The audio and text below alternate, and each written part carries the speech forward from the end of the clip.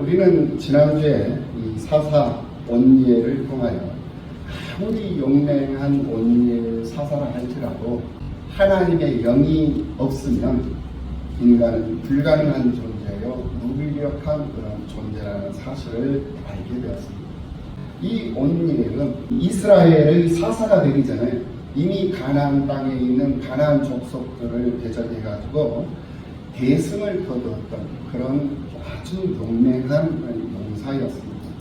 그런데 하나님을 힘입지 않고 사는 동안에는 성령께서 그에게 임하시지 아니하시니 아무 소리도 못 내고 아무 일도 하지 못하고 평범한 하나님의 사람, 아주 보통 사람으로서 세상을 사는 그런 한 사람일 뿐이었습니다.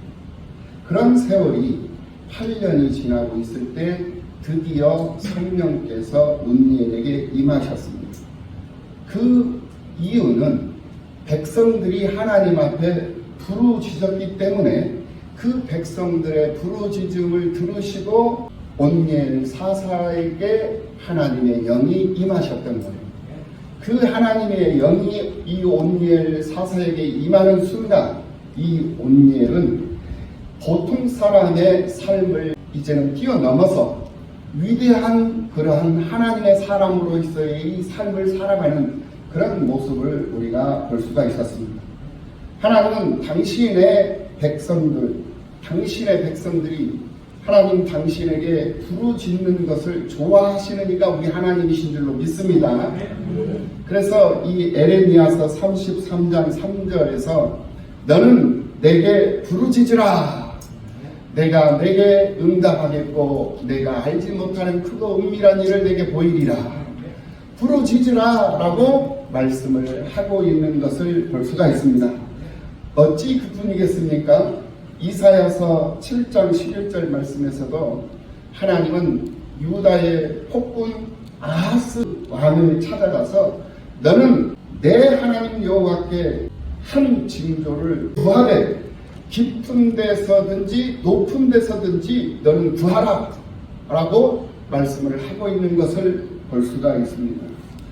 그런데 이 아하스 왕은 그 하나님의 말씀을 듣고도 그 하나님 앞에 나는 내 하나님 앞에 부르짖지 아니하겠나이다 라고 거절을 하는 것을 볼 수가 있습니다.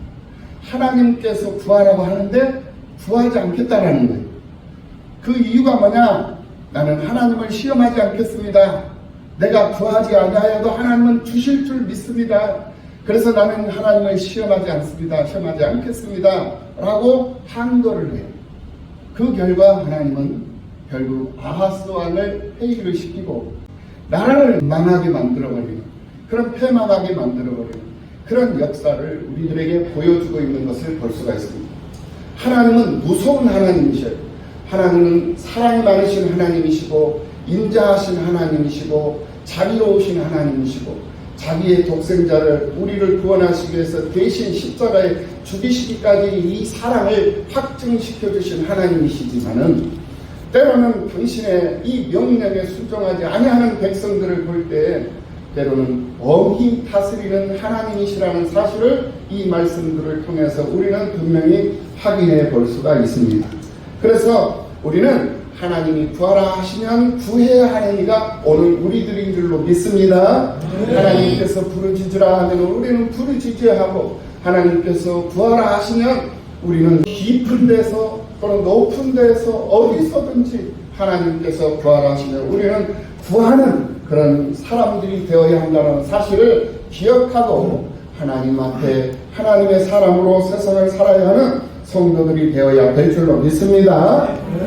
이처럼 백성들의 부르짖음을 원하셨던 우리 하나님은 지금도 성도들의 부르짖음을 원한다는 사실을 우리는 깨달아야 하는 것입니다.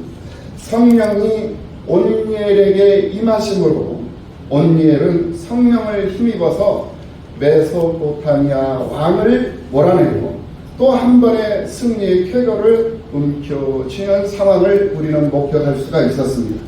이 승리는 온니엘을 도구로 쓰신 그런 하나님의 승리였다라는 것을 우리는 분명히 알 수가 있었습니다. 바로 이것입니다. 사람의 힘으로 하는 것이 아니라 하나님의 힘으로 세상을 살 때에 우리는 반드시 이기는 자의 삶을 살 수 있다는 거예요. 어떤 상황, 어떤 환경적 조건 속에 우리가 놓여있다 할지라도 내 힘으로 하면 사람은 제한적 존재이기 때문에 어느 정도까지는 견딜 수 있고 이겨낼 수 있고 감당해낼 수 있지만은 그 상황이 지나면 그 이상의 상황에 요구될 때는 사람은 무너지고 만다라는 거예요.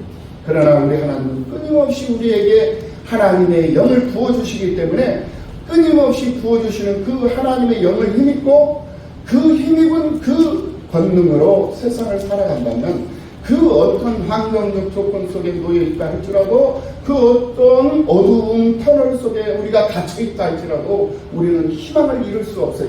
우리는 희망을 가질 수 있는 것이고 소망을 가질 수 있는 것이고 반드시 승리할 수 있다는 확신을 가지고 믿음으로 승리할 수 있는 성도들이 될 수 있다는 사실 믿으시기를 예수님의 이름으로 축원합니다. 아멘. 오늘은 두 번째 이 사사 이 에훗에 관한 스토리가 또 전개되고 있는 것을 볼 수가 있습니다. 이 에훗은 참 준비된 사람이다 라고 정리를 해볼 수가 있습니다. 18년을 모압의 압제 속에서 신음하던 이 이스라엘 자손이 오늘 보면 15절에서 드디어 하나님께 부르짖습니다. 온니엘 사사가 등장했을 때도 백성들이 하나님 앞에 부르짖었기 때문에 하나님의 영이 온니엘 사사에게 임했습니다. 오늘 본문에서도 이스라엘 백성들이 하나님 앞에 부르짖으니 하나님께서 한 구원자를 세우셨다라고 말씀을 하고 있는 것을 볼 수가 있습니다. 그가 누굽니까? 바로 왼손잡이 사사 에훗이었습니다. 오늘 본문 16절 말씀, 이 말씀을 보면 에훗은 참으로 준비가 된 사람이다 라고 우리가 평가를 해볼 수가 있습니다. 그것은 한 규빗이 되는 그런 좌우의 날선 칼을 만들어 가지고 그의 오른쪽 허벅지 옷 속에 차고 있었다라는 거예요. 그만큼 이 에훗은 준비성이 아주 탁월했던 사람이었다라고 생각을 해볼 수가 있습니다. 그리고 17절 말씀을 보면 적의 임금인 에글론이 어떤 사람인가? 아주 비만한 뚱뚱하고 아주 비만한 그런 사람이었다라는 사실의 정보를 입수를 했습니다. 칼을 준비했고 자기가 대적해야 할 상대가 어떤 사람인가를 파악할 수가 있었다라는 거예요. 그리고 18절 이하 19절 말씀을 보면 전략과 계략을 세워서 아주 위장술이 뛰어났던 그런 사람이 바로 왼손잡이 사사 이 에훗이었다라는 것을 우리가 생각을 해볼 수가 있습니다. 그리고 21절 이하 22절 말씀을 보면 이 에훗이 아주 능수능란한 그런 칼잡이로 자신을 단련시켰던 것을 볼 수가 있습니다. 보통 사람들은 다 오른손잡이에요. 그런데 이 에훗은 이 오른손을 쓸 수 없는 불구자였습니다. 그래서 왼손 한 손 있는 이것을 감사하며 이 왼손으로라도 자신이 어떤 상황에 놓여 있을 때 하나님 앞에 반드시 쓰임받을 수 있을 때가 있을 것이다. 하나님이 나를 쓰실 때가 있을 것이다.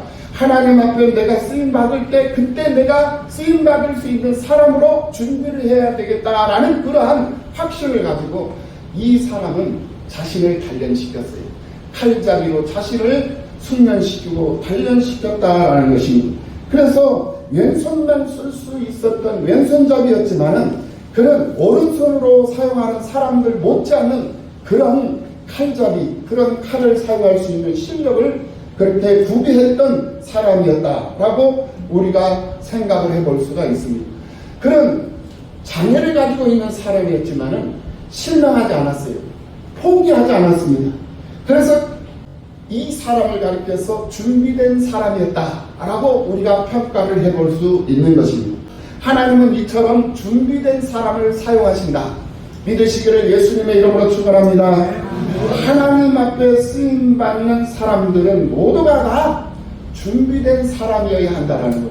그래서 우리는 기도로 우리는 무장을 하고 하나님의 말씀으로 무장을 하고 우리는 어떤 상황에서도 성령 충만함, 말씀 충만함을 입기를 소망하는 이유가 바로 그거예요. 하나님이 이 땅에 때가 되시면 다시 오시마 약속하시고 성찬하셨던 그 예수님이 재림을 하십니다. 그 재림을 하실 때도 우리가 준비되지 아니하는 자들은 그 예수님을 영접할 수가 없는 거예요. 준비된 자만이 신랑 되신 예수님이 오실 때 그 예수님을 영접할 수 있게 된다는 거예요.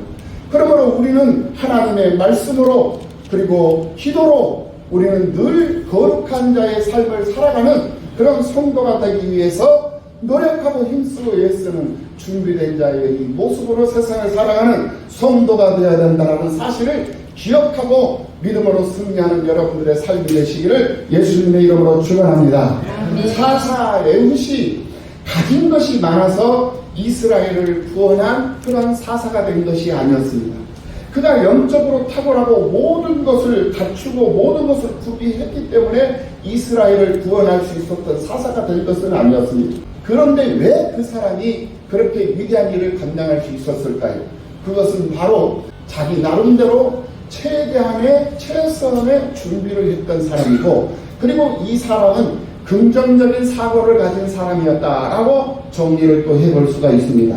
자신이 오른손에 장애가 있었지만은 자신에게는 건강한 왼손이 있다라는 사실을 자신은 그것을 감사하게 여겼다라는 거예요. 자신의 가능성을 최대한 극대화시키기 위한 끊임없는 노력으로 자신을 단련시키고 자신을 변화시키며 준비했던 사람이 바로 이 에훗이라는 사람이었다라는 거예요. 그래서 하나님은 그런 사람을 들어서 이스라엘 민족을 구원하시는 그런 역사를 이루셨다는 것을 우리는 이 오늘 본문 12절 이하 30절 내용을 통해서 확인해 볼 수가 있습니다. 이스라엘은 메소포타미아 왕인 구산 리사다인의 손 아래서 8년 동안 압제를 당하다가 하나님이 보내신 이 사사 온니엘의 활약으로 인해 가지고 40년을 태평성대할 수가 있었어요. 그렇다면 과연 이 이스라엘 백성들이 40년 동안 태평성대를 할 때 하나님 앞에 죄를 짓지 않았느냐? 아니에요. 태평성대하는 그런 삶을 살아가는 과정 속에서도 이스라엘 백성들은 여전히 가나안 문명을 사랑하고 여전히 가나안 사람들과 함께 어울려서 그들이 섬기는 가나안의 신 우상들을 섬기고 우상들에게 절하며 그들과 함께하는 삶을 살았던 거예요. 40년 동안 하나님께서 태평성대한 삶을 살도록 보장해 주셨음에도 불구하고 그들의 삶은 변화가 없었다라는 거예요. 그럼에도 불구하고 하나님은 그들을 태평성대한 삶을 살게 해 주셨다라는 거예요.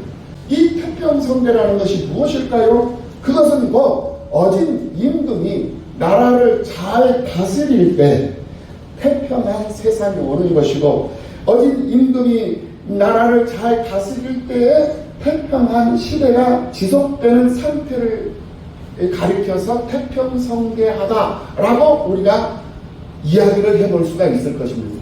그렇기 때문에 태평성대한 그 삶의 원인이 누구에게 있었느냐를 생각해 보지 않을 수가 없죠. 백성들 때문에 태평성대한 것이 아니라 바로 지도자 임금 때문에 태평성대할 수 있었다는 거예요. 그래서 온니엘이 40년 동안 그들을 통치할 때 그 이스라엘 백성들은 태평성대할 수밖에 없었어요. 누구 때문에? 그들을 지도하고 그들을 다스리는 온니엘 때문에 그들은 태평성대한 삶을 살 수 있었다는 거예요. 여전히 가나안 사람들과 동일한 모습으로 하나님 앞에 범죄하고 있는 백성들이었지만은 하나님은 그 임금, 그들을 다스리는 그 임금 한 사람 때문에 그 백성들을 태평성대한 삶을 살게 해주셨다는 거예요. 오늘 이것이 바로 우리를 다스리는 예수 그리스도의 은혜인 줄로 믿습니다. 아멘. 사사 온니엘의 모습, 사사 에훗의 이 모습은 바로 오늘 우리를 다스리고 우리를 인도하시는, 우리를 주장하시고 주관하시는 우리의 왕 되신 예수 그리스도의 모형이라는 것을 우리는 알아야 된다는 거예요.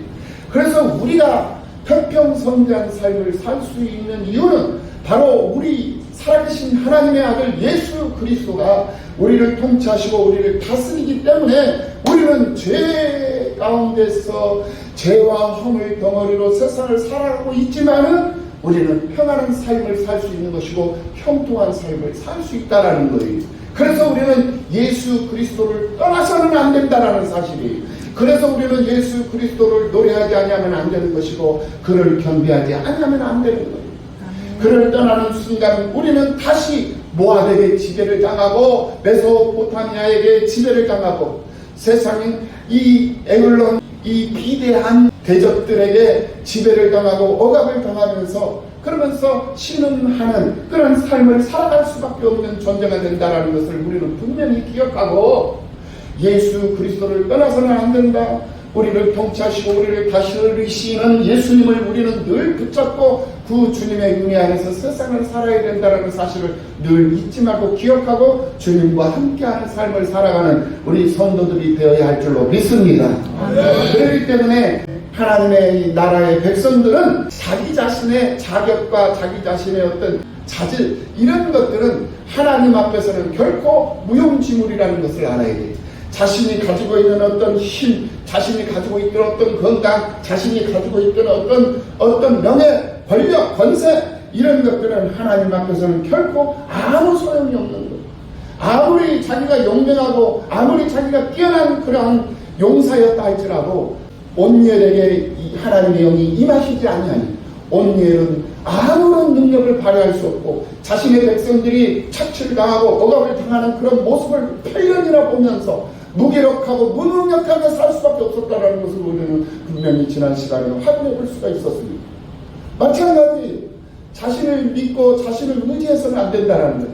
우리는 하나님을 의지하고 우리는 우리를 통치하시고 우리를 주장하시는 하나님을 노래하고 하나님을 즐거워하는 삶을 살아갈 때 우리는 무한한 가능성을 가질 수 있고 우리는 태평성대한 그런 삶을 살 수 있다는 것을 분명히 기억하고 세상을 살아야 될 줄로 믿습니다.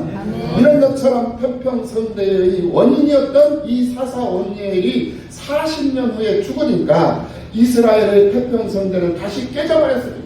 그리고 이스라엘은 패역한 자들로 다시 드러나고 있는 것을 볼 수가 있습니다. 역시 하나님의 백성의 이 존재 방식이 그대로 보여지고 있다라는 거예요. 하나님의 백성은 왕의 통치에서 벗어나는 순간 결국 보잘것없는 쓰레기, 아무짝에 쓸모없는 쓰레기에 불과한 것임이 이 백일하에 드러나고 있다는 것을 오늘 이 말씀들을 통해서 우리가 확인해 볼 수 있다는 거예요. 그래서 오늘 보면 12절 말씀을 보면은 이스라엘 자손이 또 여호와의 목전에 악을 행하니라 라고 말씀을 하고 있는 것을 볼 수가 있어요. 여기서 우리가 주목해 볼 수 있는 것은 이게 또라는 그런 단어다라는 거예요. 또 이 단어는 사사기를 보는 동안 계속적으로 반복되어져 나오는 것을 볼 수가 있습니다. 또 여호와의 목전에 여호와의 자손들, 이스라엘의 자손들이 여호와께 악을 범한다, 악을 행한다, 또 악을 행한다, 또 악을 행한다. 이런 말들이 계속적으로 연속되어져서 반복되어져서 나오는 것을 우리가 확인해 볼 수가 있다는 거예요. 이렇게 이스라엘은 사사가 사라지기만 하면은 하나님 앞에 쓰레기로 드러나고 있다라는 사실을 우리가 여기서 다시 한번 확인해 볼 수가 있습니다. 이게 이스라엘의 모습만이 아니라는 거예요. 바로 오늘 우리들의 모습이기도 하다. 우리는 예수 그리스도와의 관계성 밖으로 나가버리면 우리는 아무짝에 쓸모없는 쓰레기에 불과한 존재라는 사실을 우리는 분명히 인식을 하고 있어야 된다는 거예요. 그래서 우리의 인격과 우리의 자질과 우리의 성숙의 정도는 우리가 쌓아온 공로와 업적 등의 모든 배경에 상관없이 예수님과의 관계성에서 제외될 때 우리는 죽은 흙에 불과한 그러한 존재가 된다는 것을 기억해야 된다는 거예요. 이러한 실존적 경험을 통해서 나는 우리 주님께서 은혜를 덮으시지 아니하시면은 아무짝에 쓸모없는 그런 쓰레기에 불과한 그러한 존재구나 라고 하는 그런 것을 확실하게 인식하며 세상을 사는 그러한 존재가 되어야 한다는 거예요. 이스라엘이 여호와의 목전에서 악을 행할 때마다 하나님은 분명히 하고 계시는 일이 있었어요. 그 하고 계시는 일이 뭐냐? 이스라엘을 대적할 수 있는 상대를 하나님이 키우고 계셨다라는 거예요. 당신의 사람들이 당신과의 관계가 흐트러지잖아요.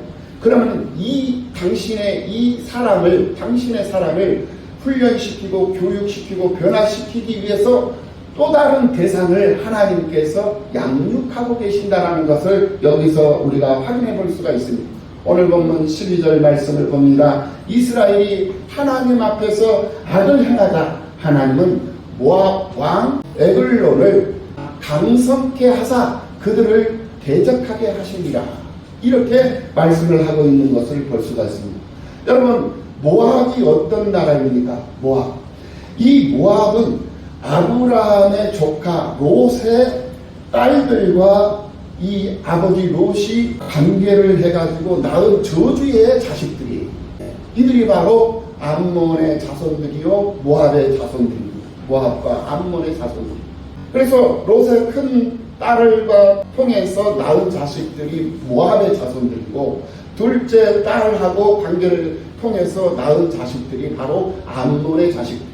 이 모압과 암몬의 자손들은 그렇기 때문에 저주받은 자식들이었습니다. 이 저주받은 자식들에게 이 선택받은 이 백성들이 억압을 당하고 착취를 당하고 지배를 당한다라고 생각을 해봐요. 얼마나 수치스럽고 얼마나 괴로운 것이냐 이거예요. 네. 그런 정말 이루 말할 수 없는 고통 속에서 억압과 착취를 당하는 그런 18년의 세월을 보내고 있는 이 이스라엘 백성들의 이 모습을 우리는 오늘 본문을 통해서 다시 한번 확인해 볼 수가 있습니다. 그래서 오늘 16절 말씀을 보면 에굿이 감춘 칼이 좌우에 날이 서 있다고 그랬습니다. 이 좌우에 날 선 검은 바로 히브리서 4장 12절 말씀에서도 우리가 이 말씀을 찾아볼 수가 있습니다.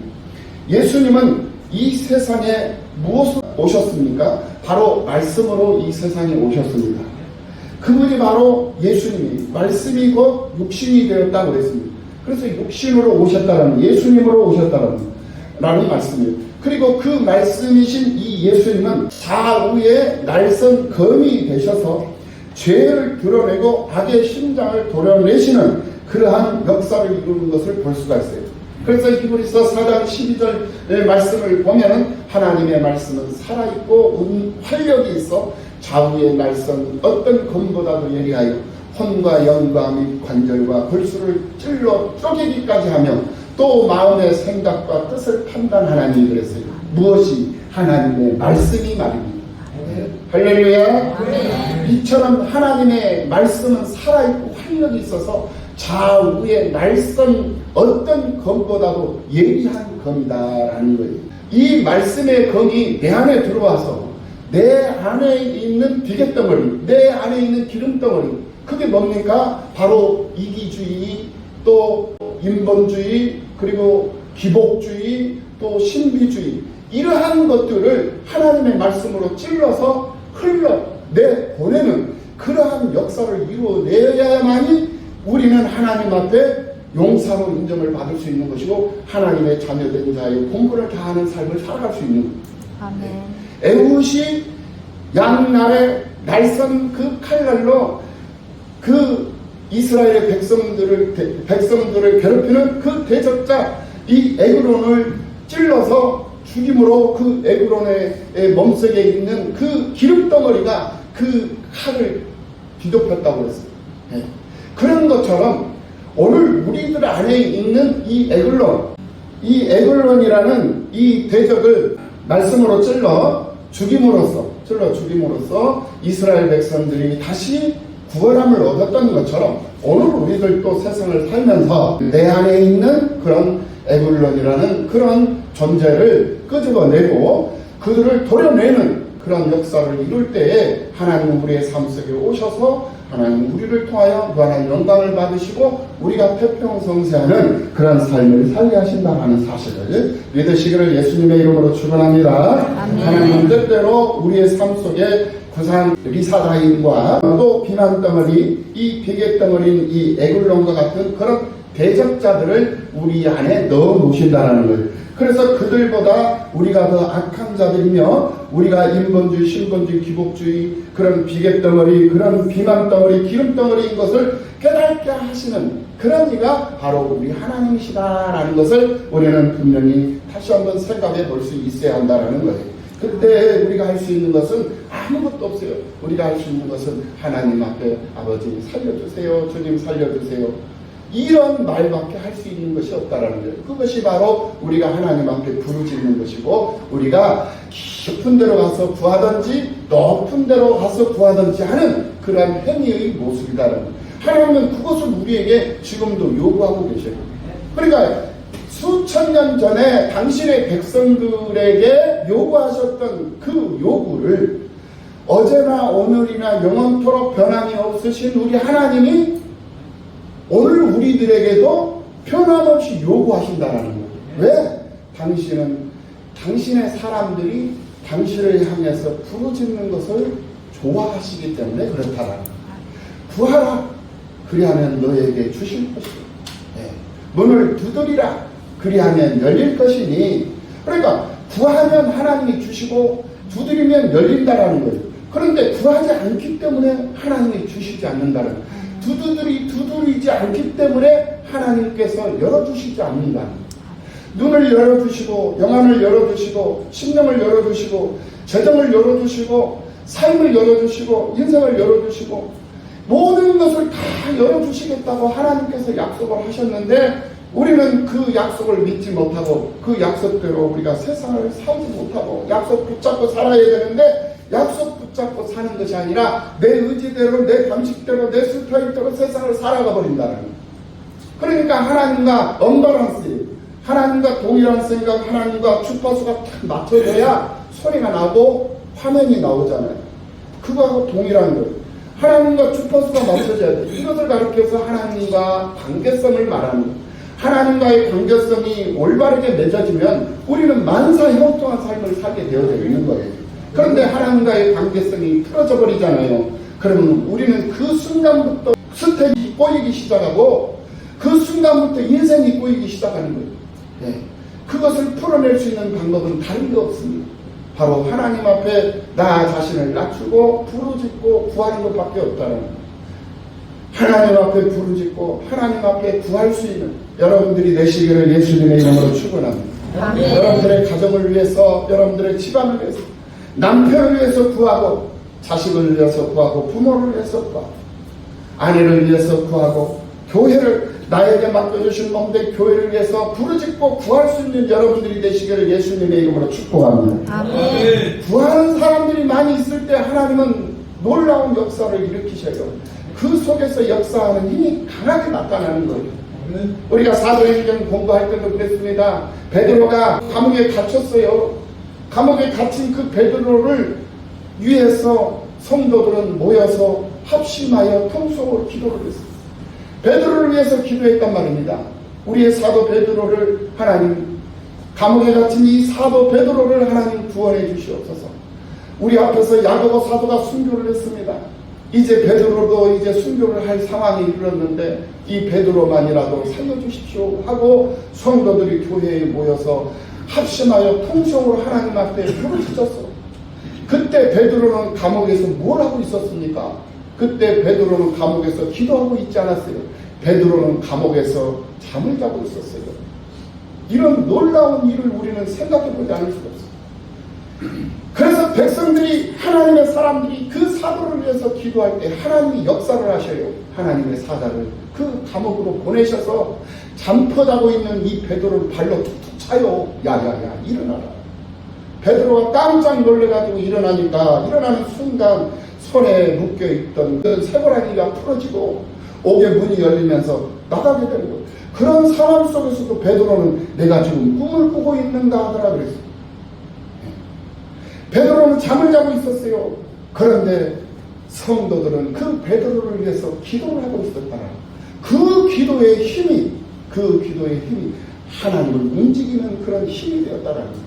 오늘 우리가 교회를 사랑하고 교회의 부흥을 꿈꾸고 교회가 성장하기를 원하고 교회가 일하는 교회가 되기를 소망하고 바란다면 우리 모두가 합심하여 기도하는 그런 시간들을 많이 가질 때 하나님은 놀라운 은혜를 우리들에게 베풀어 주실 줄로 믿습니다. 아멘. 이것을 우리가 믿고 교회를 위해서 기도하고 어찌 교회뿐이겠습니까? 우리에게 주신 우리의 가정도 마찬가지입니다. 가정을 위해서 하나님 앞에 부르짖고 나 혼자 가정을 위해서 내 가정을 혼자 부르짖는 것보다 부부가 남편과 아내 부부가 함께 손을 붙잡고 하나님 앞에 부르짖고 자녀들이 함께 마음을 모으고 함께 온 가족이 손을 잡고 부르짖고 하나님 앞에 합심하여 기도를 드리면 하나님의 은혜는 그 가정에도 임한다라는 거예요. 직장에도 마찬가지입니다. 사업장에도 마찬가지고 일터도 마찬가지입니다. 이렇게 합심하여 부르짖을 때에 하나님은 놀라운 기적의 역사를 일으키셨다. 오늘 지난 시간 우리는 이 사사기 1절에서 11절까지를 통해서 확인해 볼 수 있었고 오늘 12절 이하 30절을 통해서 이 백성들의 부르짖음에 하나님이 응답하셔서 18년 동안 억압을 당했던 이 백성들을 다시 하나님께서 사사를 세워 보호를 하시는데 이제는 80년을 태평성사하게 만들었다라는 거예요. 이것이 바로 기도의 힘이고 부르짖음의 능력이라는 것을 깨달으시고 하나님 앞에 부르짖는 일을 멈추지 않는 여러분들이 되셔서 어떤 상황 가운데 놓여있다 할지라도 반드시 이기는 자의 삶을 사는 여러분들이 되시기를 예수님의 이름으로 축복합니다. 아멘.